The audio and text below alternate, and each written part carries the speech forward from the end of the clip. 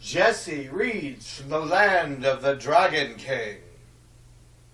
Me first. In the days when tigers smoked long pipes and animals could speak, deer, hare, and toad held a party.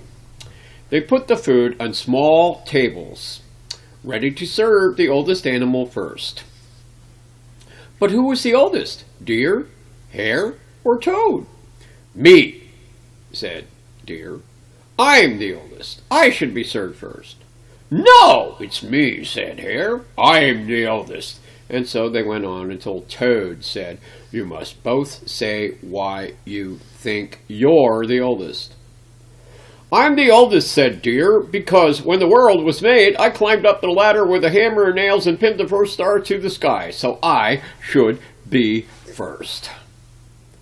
You're a very old deer, said Hare, but I'm older still, because when the world was made, I planted the tree that grew the wood that was made into the ladder you climbed up when you pinned the first stars to the sky.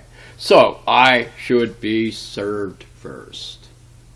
Toad listened to Deer and Hare and then said sadly, all this talk of long ago reminds me that I once had 3 sons. When the world was made, my sons all planted trees. My third son planted the tree that grew the wood that was made into the handle of the hammer Deer used when he pinned the first stars in the sky. And before that, my second son planted the tree that grew the wood that was made into the plow that dug the furrow for the silvery river of the Milky Way. And before that, my first son planted the tree that grew the wood that was made into the frame that carried the sun and the moon to their places up in the sky. Toad wiped his eyes. My 3 sons died long ago, and you, Deer and Hare, have just reminded me of them.